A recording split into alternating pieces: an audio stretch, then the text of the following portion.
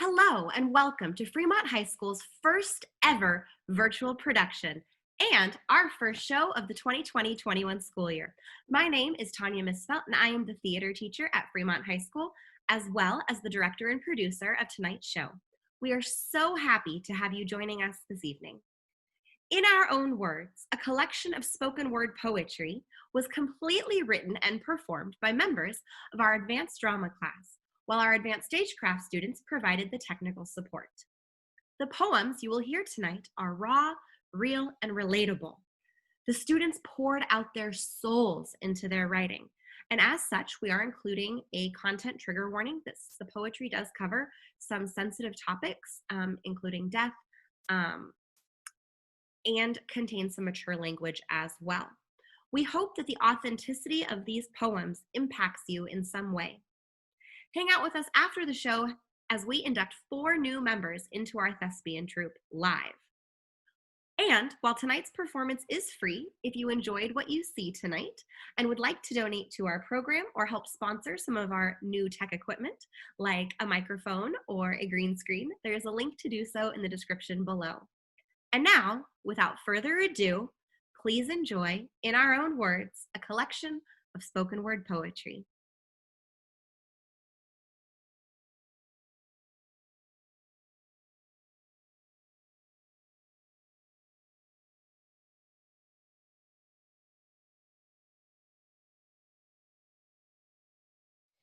Have you ever heard of liminal space? Even if you haven't, I'm sure you've experienced it before. It's that feeling when you're at a gas station in the middle of the night.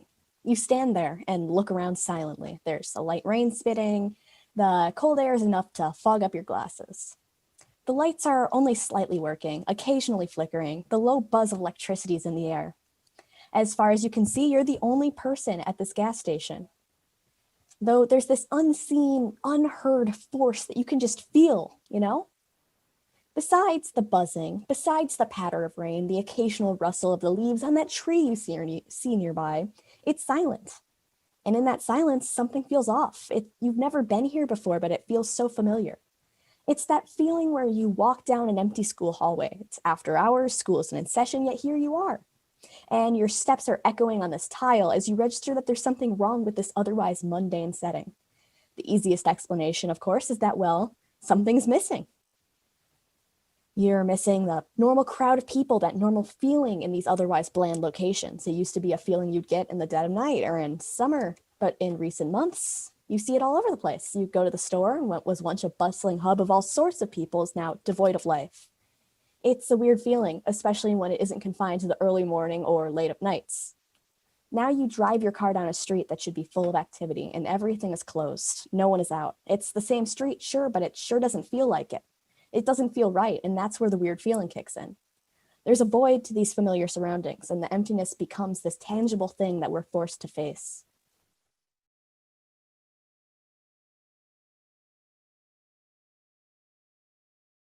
I woke up at 5 a.m. to write this poem, and no, I am not happy about it. I woke up at 5 a.m. to write this poem, just to stare at this page for half an hour.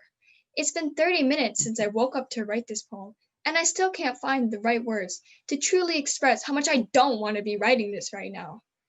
Meanwhile, the sun comes, peeking through the clouds like a hesitant child, and I close the curtain against its brightness. But then, after a moment, I open them again, gazing into the abyss as the black turns to blue. It's almost 6 a.m., and I've barely written anything, but now I'm staring at the sky instead. As the birds call to each other, I realize the universe really doesn't care when I got up. The earth keeps turning, the sun keeps rising, but somehow my insignificance is comforting instead of terrifying. The world moves on. It doesn't matter that I procrastinated writing this. It doesn't matter that I have class in 2 hours, because overall, I'm just another tiny piece of this universe. I woke up at 5 a.m. to write this poem, and maybe I am happy about it, after all.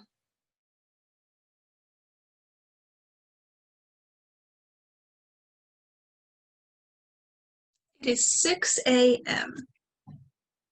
Sprinklers are running outside. It sounds like rain. I couldn't sleep. And the world is on fire, yet the birds are still chirping. And I'm alone. Smoke fills my lungs. I just exhale. Everything is so calm and so busy. There's too much space in the dark. There's too little with light. When I close my eyes on nights like these, it feels like I'm on a boat, drifting, riding away from this awful state. Location or mind? That is the question. I think I'm depressed, because nothing's getting better. And 4 people dying in 1 year fucks you up pretty badly. But it's okay. I have my boat. And it should be scary. It is sometimes, but for this one moment, flooded eyes and burning skies, inhale your soul, and for a moment, there's peace. Everything is okay.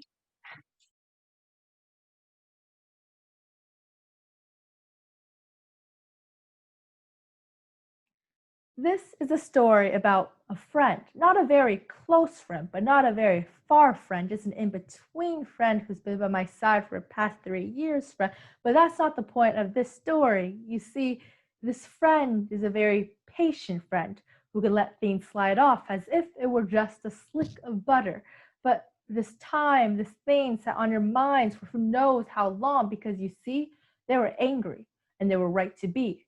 To not read their work because their subject was not up to par did not help them one bit, even if it did make some sense, writing about a bunny rabbit named Runny Babbit who wore a lion costume. SMH. But isn't it true that reading is subjective, that no one's interpretations are one and the same? So, you see, my friend was given the illusion of freedom to write about a subject they were passionate about, only in the end for the work to be rejected. Their time, their childhood, their love, thrown down the drain called disappointment. So, on honesty, sir, this assignment was truly the prime definition of a waste of time. But there's an upside to this story. You see, my friend is also courageous, and I mean that in every sense of the word, because what they did afterward, well, let's just say they went on a mile-long rant and in their anger called their teacher a hypocrite. That's hippo spelled Hippo, before resolving to confront them in a face-to-face video conference, a completely outrageous story that left me gasping for air. But at least they got their peace of mind. I can't say the same for the teacher, though.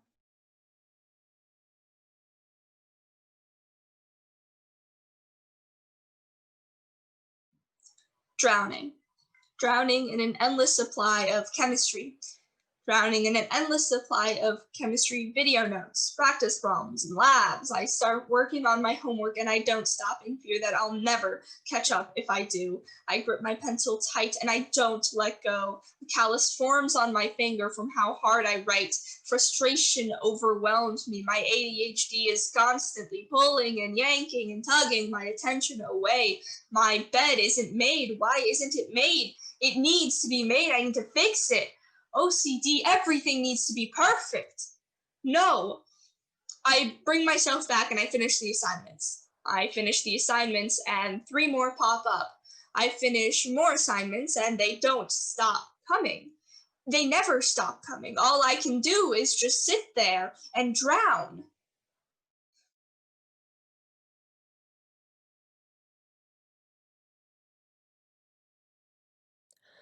Fun fact, did you know that hitting your head against a wall for 1 hour can burn up 250 calories? That's so funny. Maybe that's why you kept throwing things at my head. Maybe you already knew about this fact and you're just trying to get me to lose some weight. And did you know that your words hurt just as much as your punches? It's funny how I'd rather go to my classes than go to my lunches. And did you know that saying someone is comfortable to sit on is just calling them fat? Maybe you didn't notice while you were stabbing me in the back, but while you heard laughter from all of our friends, I wanted to cry until the day's end. It hurt knowing the same thing would happen every day. Wake up, go to school, get bullied, go home and cry. And when I wanted to confront you, you made me feel like the bad guy. I was wrong for calling you out. I was wrong because you were just messing around. If you were just messing around, then why wasn't I laughing too? I wasn't in on the joke. I couldn't see what was so funny about making someone sad. Fun fact, just messing around isn't funny. All of your jokes weren't funny. All the hitting and yelling wasn't funny. Fun fact, you bullied me.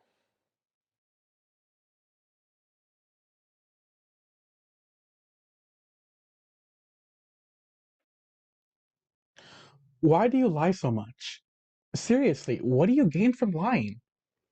That was a rhetorical question, by the way. I've known you well enough to know why. Lying is not going to help you in the long run. You look more dumb than you already do. People are still going to hate you. You could say so much about me and anyone else here, and you'll still be seen as manipulative. It's very funny, actually. Please, keep it going. You realize how irrelevant this is, right? No matter how much crap you talk about people, they'll forget the next day. They'll move on from their lives, not caring about how much you find that one person very annoying. And there you go. Complain even more. Starved for attention. I don't blame you. We all like attention once in a while. But it's not normal to lie 24/7 and have someone always care for you. This is high school. One day we'll move on and start to forget about everything, including one another. It sucks because I told you everything. I trusted you with so much information. Why? I don't know. I thought you changed. I thought that after we talked and I cried and then you cried and then you came to terms with people, that you were a changed person, that you would realize that what you have been doing is wrong. Turns out I was wrong. You could only focus on yourself and how people view you. And if they see the wrong in you, then you start to talk your shit.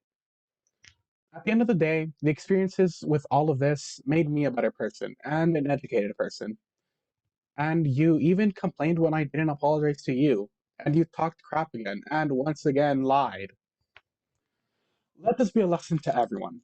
Trust is earned, but don't let some sweet comments fool you.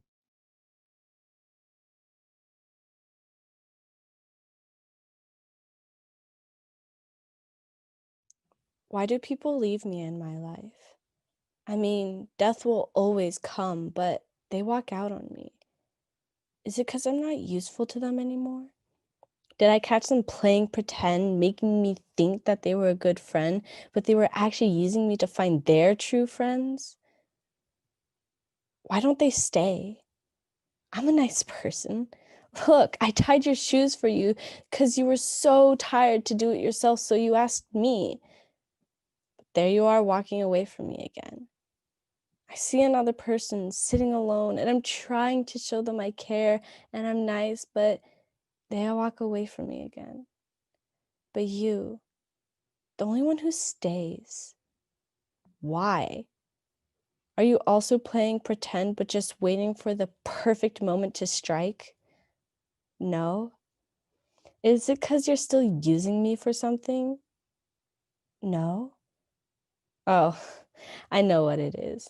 It's because you want stuff from me. No? Then why? Why do you still choose to stay with me when everyone else decides to leave me? Because you're a true friend. The one that cares and doesn't use you like a Barbie doll and play pretend friends. You actually care and you want to stay. You're a true friend. You're a real friend.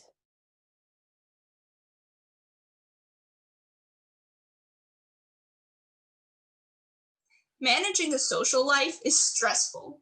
School life is stressful. Family problems are stressful. Talking to you isn't. Talking to you is like a breath of fresh air, because when I talk to you, I am in a bubble, our little indestructible bubble. Talking to you, I feel free. Talking to you is like literally standing at the edge of a pond. You are the walrus to my cuckoo. You are the Oya to my Oya. You are the you to my Euphrates River. You are the overcooked to my undercooked. You are the yesterday was Tuesday to my, but today is Tuesday too. You are the uwu to my owo, the left brain to my right brain. You are the ultimate despair to my ultimate hope. You mean so much to me, and I am happy to call you my best friend. And no, I am not effing with you right now. I'm telling you the truth. I love you.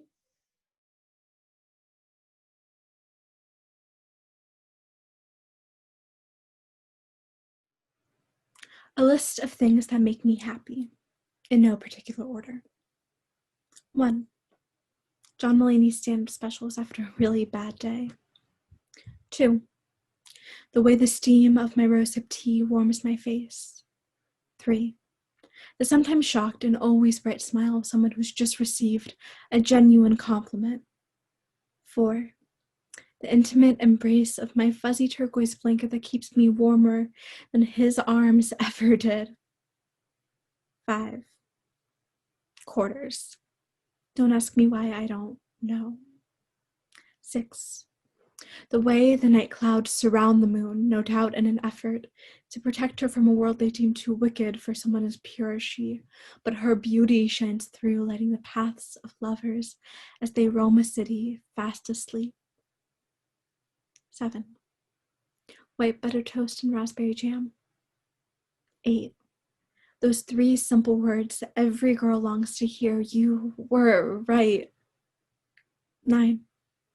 Playing dress up with my best friend's little sister, a bright-eyed daydreamer who believes so fiercely and so wholeheartedly in the existence of fairies that for a brief moment my years and learned cynicism subside and I feel light enough to fly away. 10. My beaten-up Doc Martens that keep me grounded. 11. Rosencrantz and Guildenstern, the 2 raccoons who have made a very respectable home for themselves in the garbage cans of my apartment complex. 12. Fiona Apple, whose music gives me a safe place to feel. 13. My wonderfully fat old gray cat curls up on my chest and purrs to the rhythm of my heartbeat. 14. The cool rapture of ice water on a hot summer's day. 15. The lingering scent of my coconut shampoo as I fall asleep at night. 16. The bottom of a fountain is layered with change, filling the water with wishes that may or may not come true, but hey, at least people are daring to dream, in itself a vanishing virtue. 17. Trashy reality TV. 18. Early 2000s romantic comedies. 19. IKEA. 20. Clothes. 21.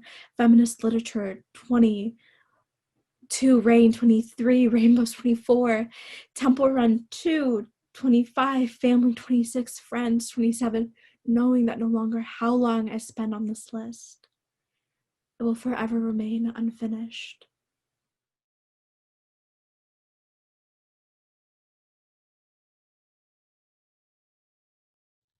I am so tired of worrying about what I look like. Is it because I'm not Ayu's look-alike? Why do we do this to ourselves? Body shame, starving ourselves, comparing a walking tree to that of themselves. It's been hard to keep up with this image of pretty and perfect, that hourglass body perfect, the 100-pound weight perfect, that perfect. No, it's not just that skinny figure as you look in the mirror. You don't see what you want to see. Disgusted, it's true, it won't be. You know what I mean. And I fell for that trap. It sucked me in without me even trying. It's a black hole that keeps me bounded. And I fell for it. Somehow, I got this in my head. Maybe I shouldn't eat instead. They asked me, why aren't you eating? I answered, oh, I have to today. The thought of staying skinny for the day, avoiding my teammates and what they might say, is the thought of them bringing it up that scares me in a way. If we fail, I ask myself, is it me? Is it because I'm heavy? It hit me with arrows of red flags all over my body. What a drag. I struggled to get out of that gutter. Oh, hell, who cares? Let me eat. I'll eat. Guilt. I look down. What do I see? A whole 130 pounds. Oh, let me drown. That may seem like nothing to you, you see. To me, that was something that destroyed me. It was something inside that twisted and turned. I became desperate. Working my way out, I swear. And starved again. What a bluff.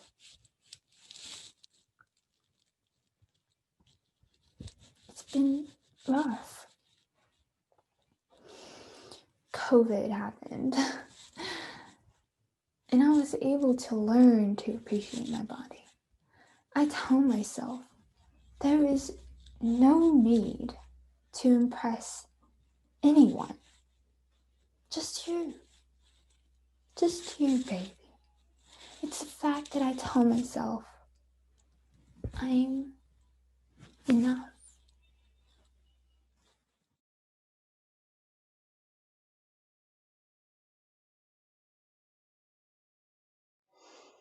It sucks knowing you caused someone pain.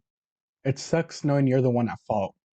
After so many years of knowing how it feels to be treated in such a demeaning way, and all I could do is cause the same feeling to another human, a friend. I saw this person, I talked to this person, I got to know this person, and my first approach was to deliberately attack them. But at the end, I didn't know the pain I was causing. So my next approach was to talk to this person. That'll help out, right? Maybe 10 conversations? Well, damn. How could one say, I apologize, I'll be better 10 times and still attack this person? Congrats, idiot. 10 talks and you found out how important the friendship was. 10 talks, too late. And now they don't care. They have gathered enough information to know how bad of a person you are. Don't go for the 11th. Don't you dare. Stop. And you do it. and get completely shut down. And now, oh goodness, you don't even know how to act. You can't be mad unless it's on yourself. It sucks, I know. You feel so much regret and you hate yourself for it. But you have to learn to move on. If it didn't work out, it didn't work out. You still have many supportive friends who are here for you. As for the person you damaged, nothing can be changed. You have to live with the hate, or whatever feeling they have for you. I know sorry isn't enough for showing how grown you are through all this, but thanking them for all the help they've given you, that could help. And for being there when you needed it, they'll appreciate that, right? Who am I kidding? Nothing's gonna ever work.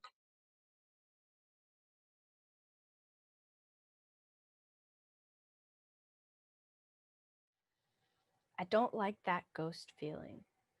I don't like that no gut feeling. I don't like that no feelings feeling. Can anyone see me? Can anyone hear me? I'm trying to make myself known, but nobody knows. Even a father doesn't even know. I talk and scream, trying to be heard, trying to be seen, but I get ignored. Am I a ghost? Did I just disappear in the world and I didn't even know about it? Why am I like this? Why do I feel like this? People say they're my friend, but how are they if they don't even remember I'm in your 5th period class this year and we talked every day for 6 months and you forgot? We even talked this morning. I'm just a nobody, huh? I'm just an imaginary friend that's stuck in a dark hole where the forgotten go. I still have life in me. I still have a light that keeps me going. And I have that one person that is my mom that keeps me grounded and always tells me I is smart, I is strong, and I am beautiful.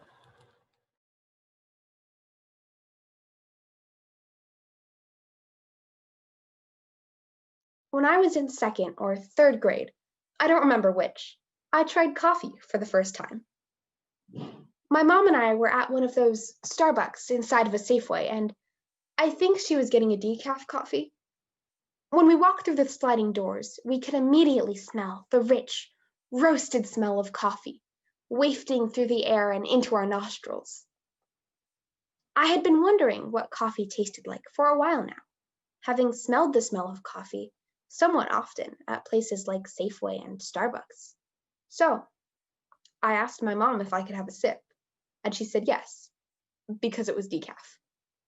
Anyway, I took a sip of the hot, warm coffee, expecting it to taste rich, almost like chocolate, but not like chocolate.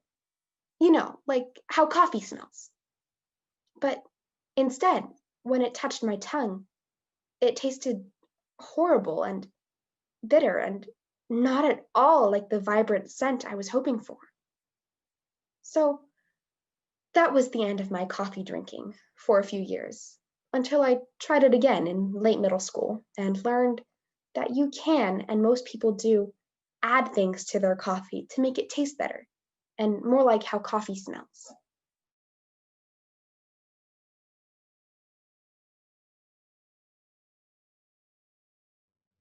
The year is 2010. Obama is in his first term as president. Hours are past playing Angry Birds on the newly invented iPhone. Toy Story 3 has just beat the parents of America into a bloody pulp. TikTok is not yet an app, but instead Kesha's chart-topping summer anthem, One Direction, has united for the very first time, gracing the X Factor stage with a lively rendition of Viva La Vida and Me. Well, I'm on a grocery run with my mom. She's off somewhere analyzing the lines on watermelons, having perfected the secret maternal science of fruit selection. And I find myself in the cereal section of my local Safeway. I strut down the aisle, one awkward, hyper-extended step after another, because to me, the floor below is not cold, cracked white tile. No. It's a runway built to fit the finest models in Milan. The ground is made holy simply by sheer will and the world in my mind. The fluorescent lights soften and center in on me, and Captain Crunch watches in awe as I strike my final pose. The applause crescendos, and like everyone else, Tony the Tiger thinks I'm great. And I am. Here in my Justice tank top, I run this world. Yeah, maybe I have a first grade reading level, and maybe I spent last night crying at the kitchen table while my dad explained to me how fractions work. But that doesn't matter, because right here, right now, in my Skechers Twinkle Toes, I stand 20 feet tall. Tall enough to step on the boy who made fun of my haircut. Tall enough to reach the top shelf. Tall enough so that no one ever gets to look down on me ever again. I start to drift. My focus fades, cereal morphs into frozen food, and suddenly I hear wedding bells chime. And there he is at the end of the aisle, the love of my life, a life that I'm not living but longing to reach. I see my gown reflected in the glass, and I am a bride. There's light, and I am loved. As I stroll, and here, wrapped in white, everyone can see as I stroll towards fond eternity in his arms. But suddenly, my mother turns the corner, hunched over her cart in content exhaustion, and he is gone. The dream dust settles, and figments of my imagination fade. The world is as it is. I'm not a model, not a hero, not a bride. Just a daughter with a wandering mind.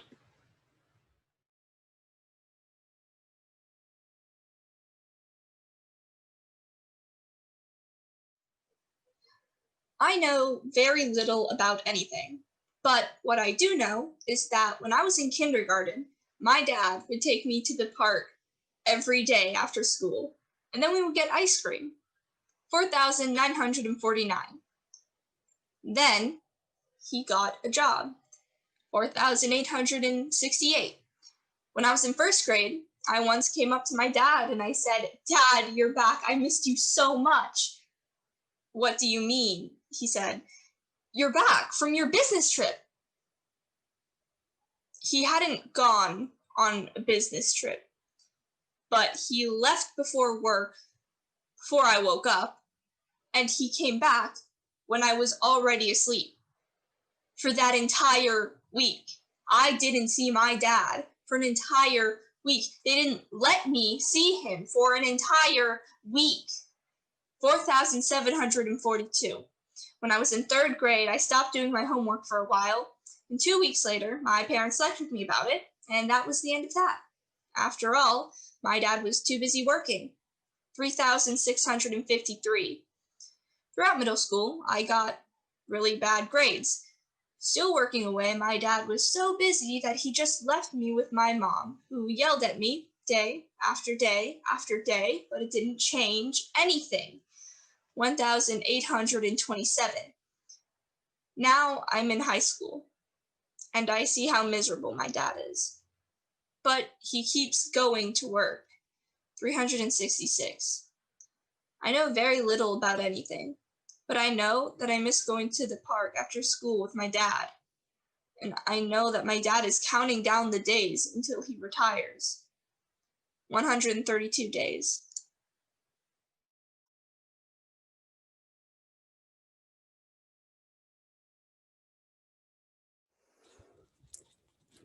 The silver rim wrapped around a magnifying glass, dust-free and captures thee.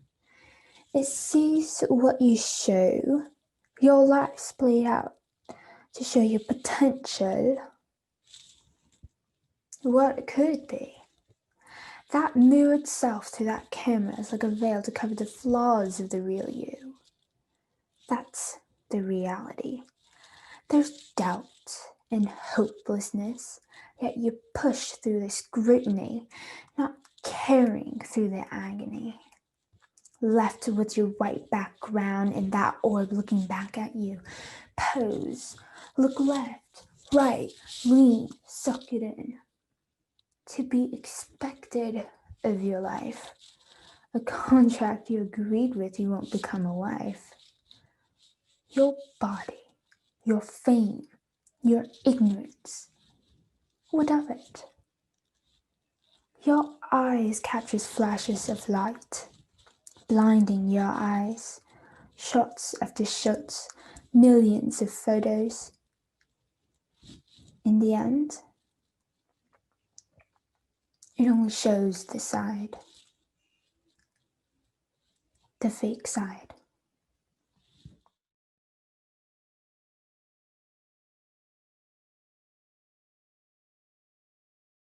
Someday I'm going to be famous. I'll act with Anthony Ramos. Everyone will know my name. I'll be the next Meryl Streep. People will take my picture as I walk down the street. I won't have to audition for movies. I'll be the ruby of Hollywood, the gem everybody talks about. I'll be a diamond. Someday I'm going to move to LA. I'll be afraid to live so far away from home, but I have to take my shot. I'll live in a studio apartment with a job that pays squat and a roommate who is way too noisy. I'll go to my first read-through of the movie I'm in as a background actor and get goosebumps on my skin when I see Winona Ryder in person. I'll start to rise and become a little well-known from that one Geico commercial I did back at home. And I'll finally be living my dream. Someday, I'll go to an audition for a new movie. It will be scary, but exciting, and a few days later, they will be inviting me to LA to be in their film. My parents are thrilled because I have been dreaming of this my whole life. My dreams are finally coming together. Someday, I'm going to be the lead in my school musical. I will have the role of Sharpay and be crushing it on stage, knowing there is a talent scout in seat G8. They will meet me after the show and ask me to come audition for some auto insurance commercial. Someday I will be in rehearsal. Someday I will go to an audition. Someday I will move away. Someday I will be famous. Someday I will finally be living my dream.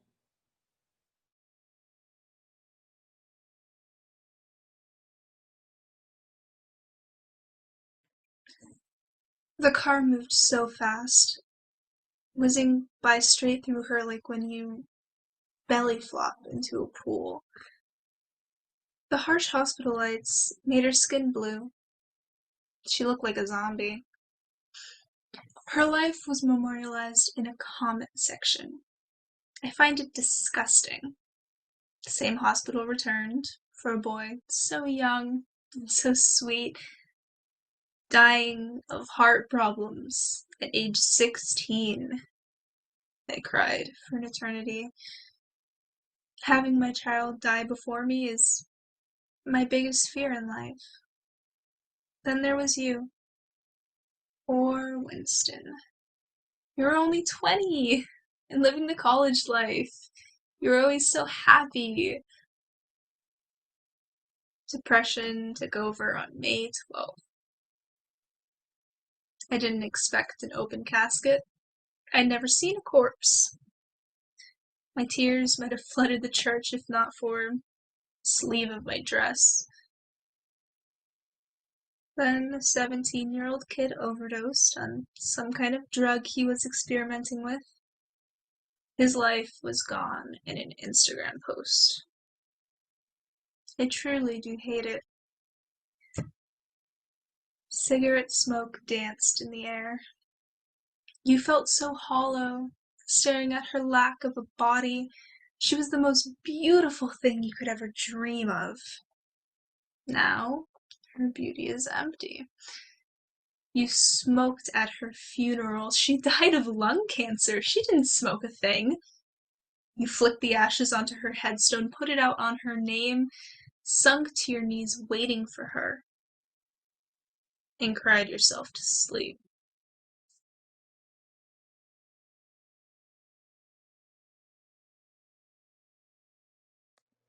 I watched him slowly fade away. His knuckles turned to stone and his ribs stood out like people of color in Atherton, and I didn't know what to do. I wish I knew, because sometimes I think I could have saved him, but deep down I know I couldn't have, because how could I save him when I can't even save myself? I'm falling, but I'm alive because of him. There's some irony in that. The little boy who I watched throw his life away, saving me. I don't think I deserve it, but because of him I'm alive.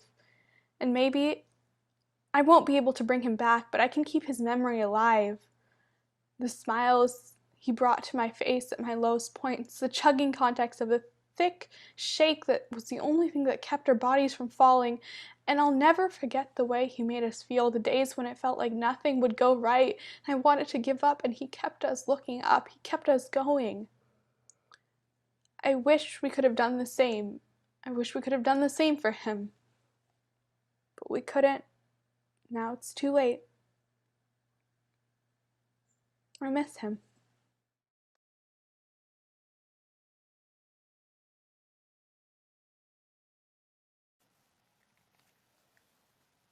Being with you is like a small breath of fresh air. On those nights where everything has gone wrong and I'm shut in my room crying and everything is closing up and I can't breathe, there is no air for me to breathe. Your presence alone brings back the air. It stops my tears from flowing.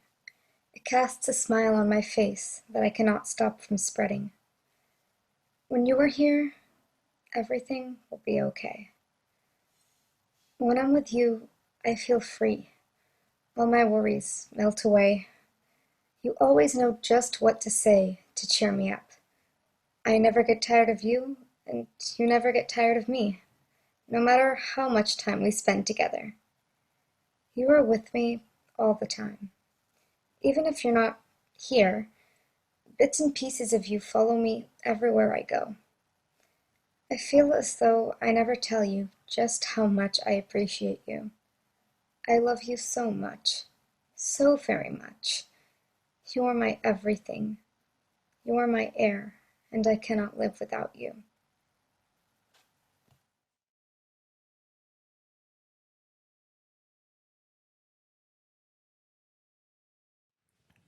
The earth is round. Ha, this sounds like a joke, because clearly it ain't flat like those crazy rumors out there, and that for sure ain't a cube with its 6 sides, all edges, so why do people still think everything is black and white?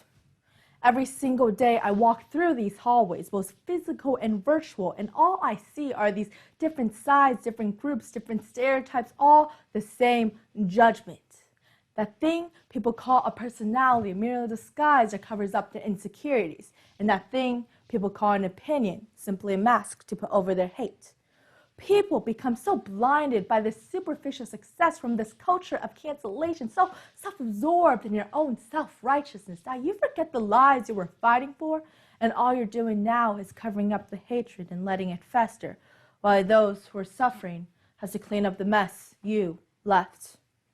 Don't you see? All you do is help build different sides, and when put together can only form Pandora's box, because as long as you never address the cause, only the symptoms never truly talk from one human being to another, heart to heart, interconnected. We will never truly cure this virus entangled within the core of our society. The earth is round, so why can I still not fully believe it?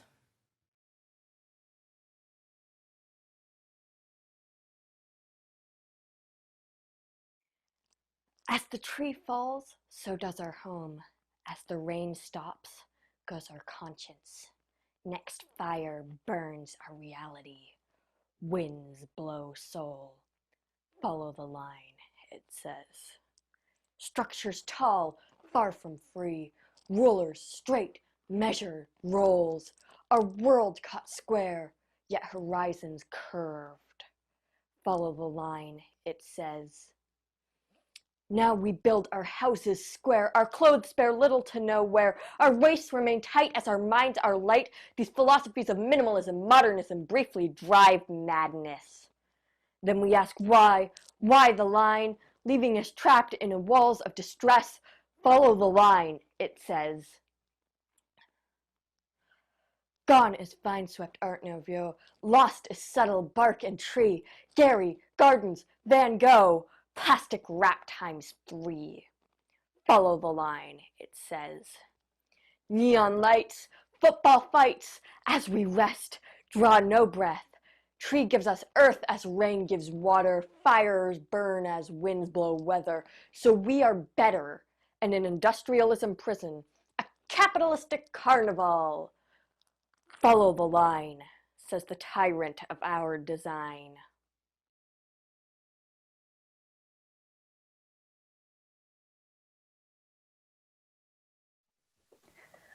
Wandering around in the woods is an experience like none other. The first time I did it, I really did think that it was horrible. Bugs were everywhere, and the twisting, curving, not all their path was treacherous. I despised it. Of course, this turned out not to be the case when I tried it next. Quarantine hit, and suddenly the solitude, the vast unknown of the trees beckoned me. I once again ventured out, but this time the insects and the tree roots didn't really bother me. I was more in awe than anything else. In my lonesome, I picked a direction and started onwards. I didn't have a destination in mind, nor did I know how I would be returning. The trees towered around me, large monuments to something far greater than I ever will be. There is no word that can quite explain the feeling you get, crawling over logs, creeping through low-to-the-ground foliage, that quite explains what it's like. It's an adventure, but it's just as much a calming road to travel, regardless of the biting bugs and the obstacles. You feel very small, just a little speck in the grand scheme of things, and it really isn't a bad feeling. The trees, these incredible monuments, remind us of our place in the world.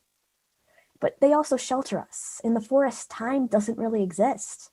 You realize that in the grand scheme of things, this forest has been around for so much longer than you have, and will continue to exist long after you're gone.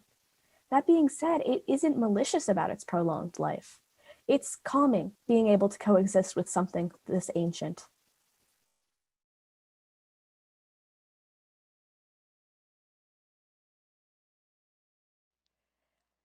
Give us our hopes and dreams back, and our future too. A break from the constant fear and dread, leaving us bound to reality with chains dragging on the floor. Give us freedom free from fear, not this patriarchal perfection you cling to like it's your dying child. But you don't, because if you cared about your children, you would care about us. We would be focused on school, not on you with protests like paper to glue. I want a day where I wake up, not aching and yearning for the headlines saying the shadow dissolved, magic, miraculous, crops grow green as factories rust. But instead, you weave your web of lies as if your crimes will be absolved, a cultish prison for flies. Flies like the one perched upon the head, probably dead from the evasion of truth. Just like you managed to ignore the darkness looming above. As the gloom gets darker, you say we are wrong in our dread. It's almost as if you don't have eyes on your head, eyes that make it so you don't see the grief that prevents you from immediately replacing Ruth. Maybe I don't know. Too young to rally cries of resistance. You must be scared to sink that low. Even though I know white Christmases are down as hurricanes arise, white like a polar bear soon to be gone, or wet like a forest covered in rain. Maybe our cries are in vain, but the shadow tells us to fight, flight, or freeze. Please resist, not run and deflect. I can't bear the pain, yet you read the facts and continue to reject. Maybe you're so dense that you don't understand, so I spell it out slowly. I am angry at you. Step down, have a rest, let science lead, and maybe the countries will see a world without a shadow, and we will have our hopes and dreams back, and a future not battling your mess.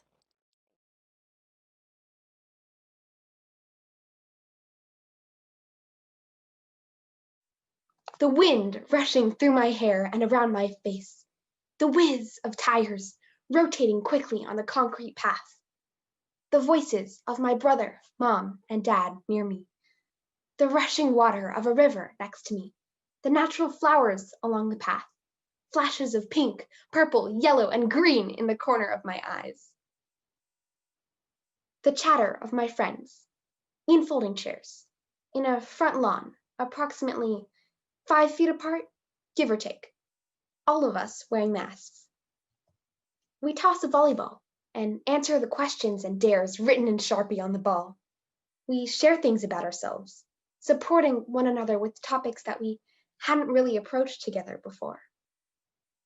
In my room, music playing, my upbeat playlist. One Direction, Grace Kelly, Check Yes Juliet, Tongue Tied, and more. My bare feet on the carpet as I jump around and kind of dance. Not a care in the world. Happy moments of summer 2020.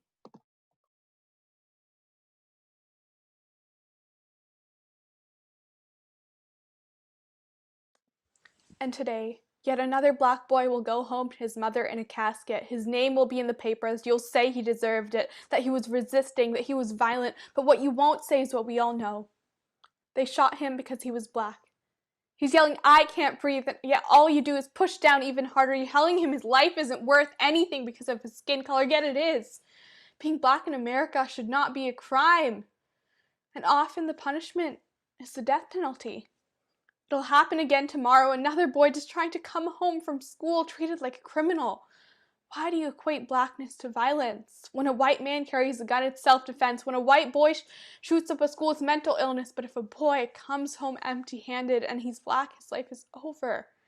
Not only will his life be gone, his mother, his brother, and countless number of people hurt by this senseless violence, watching people die as someone not affected but yet so affected, and I'm watching them die. I don't know them, but I know them. The names in the paper reciting in my head as I vow to remember how they lived. These people, Breonna Taylor, George Floyd, Emmett Till, you don't know how they lived. You know how they died, and that isn't fair. And it's not just them. The entire black community is being targeted because tomorrow it might be them being carried home to their mother in a casket.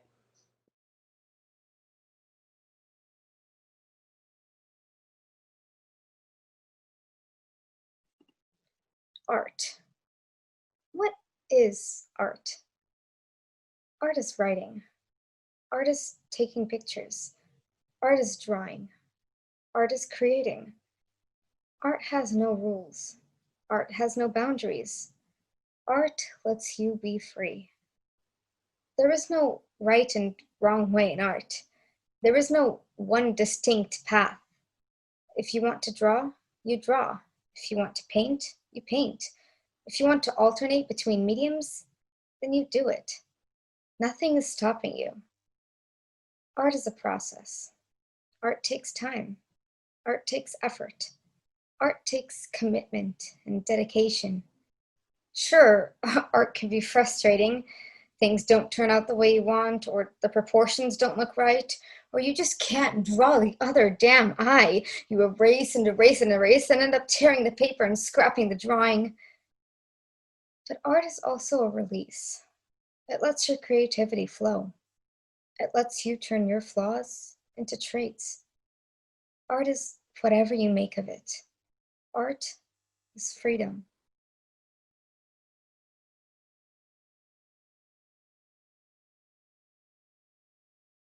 When will the adults care? When the world is sick and dying? People work to the bone while the rich just sit back and keep lying? What about the time we spend thinking and writing?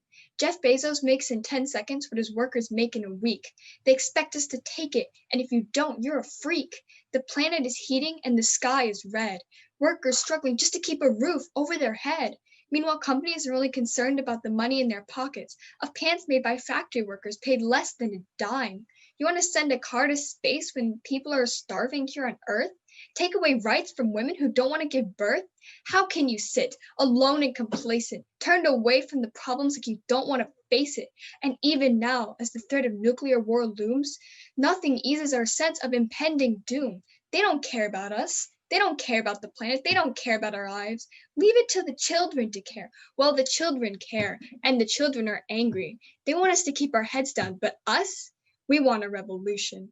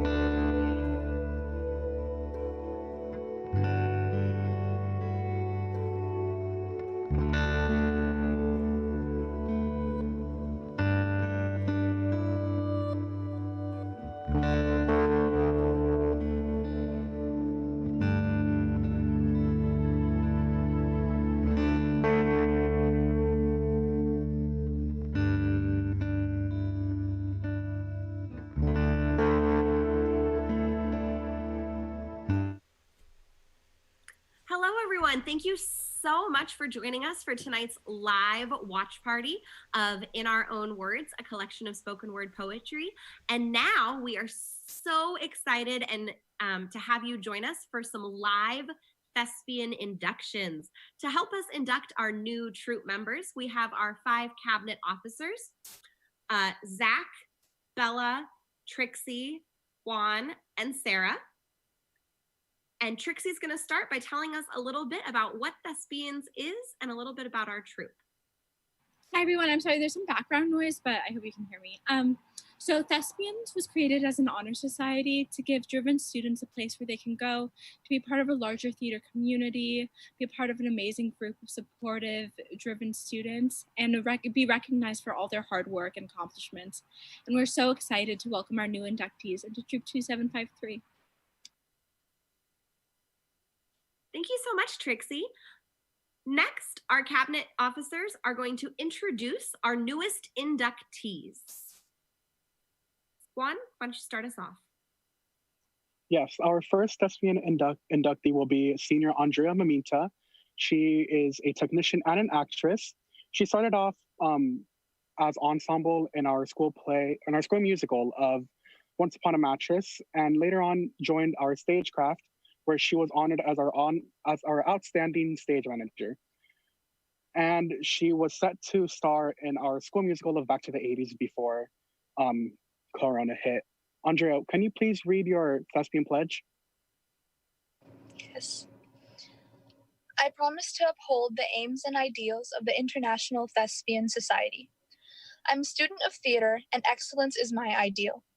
I promise to perform my part as well as I can, to accept praise and criticism with grace, to cooperate with my fellow thespians, and work for the good of the troupe, and to share my love of theater.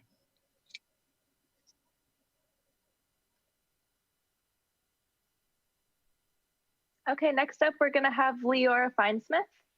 She is a junior and she's an actor. She has recently been showcased in Dr. Tar and Professor Feather as Lemond.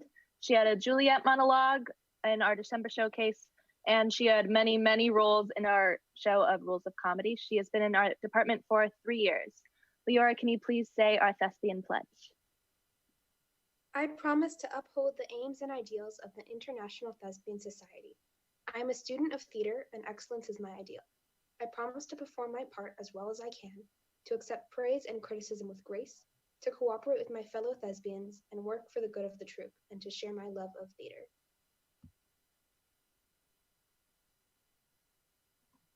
Our next inductee is Beatrice Huey. She is currently a sophomore, and this is her second year in stagecraft. She has been a huge help to the department and has done numerous things for many shows, such as going up to the catwalks and throwing lettuce for the shows, and helping with run crew, ASMing, scene shift backstage. Beatrice, can you please read the Thespian motto? I promise to uphold the aims and ideals of the International Thespian Society. I am a student of theater, and excellence is my ideal. I promise to perform my part as well as I can, to accept praise and criticism with grace, to cooperate with my fellow thespians and work for the good of the troupe, and to share my love of theater. I also want to say that B is the one who designed all of our virtual backgrounds for tonight's show. So massive shout out to B for that. Thank you so much. All right, Zach, you're up. Zach, you're muted. I'm muted. Next up, we have Lauren. Lauren Diesner is a fantastic member of our theater community on the technical side. This is only her second year, but in her first year as a freshman, she earned our Fremont Award for Outstanding Costume Design and is a welcome addition to Troop 2753. Lauren, would you please read your Thespian Pledge? I promise to uphold the aims and ideals of the International Thespian Society. I am a student of theater, and excellence is my ideal. I promise to perform my part as well as I can, to accept praise and criticism with grace, to cooperate with my fellow thespians and work for the good of the troupe, and to share my love for theater. Thank you so much to our new inductees. I want to just clarify two quick things in case there's a little bit of clarification. Andrea was our outstanding house manager for Povember for last year. She handled all of our box office tickets, ushers with ease, and all of our audience members. And Lauren was our outstanding costume and wardrobe crew member. She helped all of our actors get into their costumes and into their makeup, and was pretty much unanimously loved by all of the actors as a freshman, which is super impressive. So just wanted to clarify on those two quick things. And this is our Thespian motto. It says, act well your part, there all honor lies. And with that, I would like to officially welcome our new inductees into Troop 2753. You are such honored and welcomed and treasured parts of our theater department and theater community, and we are so glad to have you officially joining us. Your membership as a thespian is lifetime. You're one of us for life, so you're welcome. And thank you so much to everyone who has stuck around and enjoyed tonight's show.